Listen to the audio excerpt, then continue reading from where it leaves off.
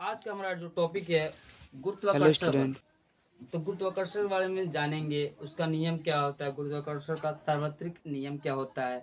तो आज हम देखते हैं गुरुत्वाकर्षण बल होता क्या है। गुरुत्वाकर्षण बल का डिफिनीशन क्या होता है, जिसे जानते हैं कि ब्रह्मांड में किन्हीं दो पिंडों के बीच लगने वाला जो बल होता है उसे हम बोलते हैं गुरुत्वाकर्षण बल। ये हमारा समझ आ गया ना।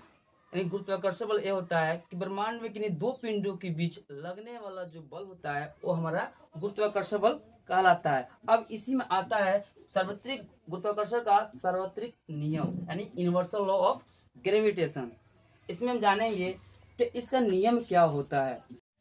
इस नियम के अनुसार किन्हीं किन्हीं दो पिंडों के बीच लगने वाला गुरुत्वाकर्षण बल उनके द्रव्यमानों के गुणनफल के समानुपात तथा उनकी बीच की दूरी के वर्ग के व्युत्क्रमानुपात होता है। आइए हम इस फिगर से एक हमारा m1 है, दूसरा हमारा m2 है। इसके बीच जो दूरी है वो d का स्क्वायर हो जाएगा। यानी ब्रह्मांड में यानी किन्हीं दो पिंडों के बीच जो हमारा m1 यानी f प्रोपोर्शन होता है m1 और m। दूसरा हमारा होता है इक्वेशन एक मान लेंगे, दूसरा देखेंगे f प्रोपोर्शन हो जाएगा 1/d²। यही बताया गया है कि किन्हीं दो पिंडों के बीच लगने वाला द्रव्यमान m1 और m2, लगने वाला द्रव्यमान के अनुक्रमानुपात कहिए चाहे समानुपात कहिए, तथा उनके बीच की दूरी है वो हमारा d², यानी उसके बीच की दूरी के वर्ग के व्युत्क्रमानुपात होता है। ठीक है। अब समीकरण एक और समीकरण दो से तो यह प्रोपोर्शनल जो होता है हमारा m1 m2 अपन हो जाएगा d²। जहाँ हम प्रोपोर्शनल को हटाते हैं तो कैपिटल G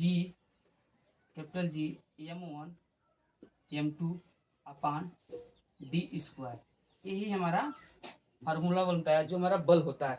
और इसी पर जी के मान ज्ञात कर लेंगे। कैपिटल G बराबर होता है, इसका मल्टीप्लाई इसमें कर देंगे तो f d² अपन हो जाएगा m1 m2। ठीक है। जहाँ G को बोलते हैं सार्वत्रिक गुरुत्वाकर्षण नियतांक बोलते हैं, एफ को बोलते हैं गुरुत्वाकर्षण बल बोलते हैं, डी के बोलते हैं इनके बीच की जो दूरी होता है दूरी बोलते हैं m1 m2 हमारा दो द्रव्यमान है। ठीक है। तो इसके बाद एसआई मात्रक जी बराबर होता है, जो एफ का मात्रक होता है न्यूटन, एन होता है क्या कर सकते हैं न्यूटन से कर सकते हैं, और डी होता है मीटर स्क्वायर अपान द्रव्यमान का मात्रक होता है किलोग्राम, जो किलोग्राम लिखेंगे। एक और जो है इसको भी किलोग्राम में होगा।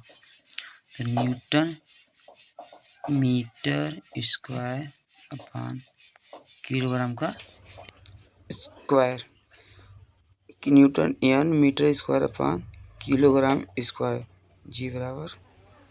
Thank you.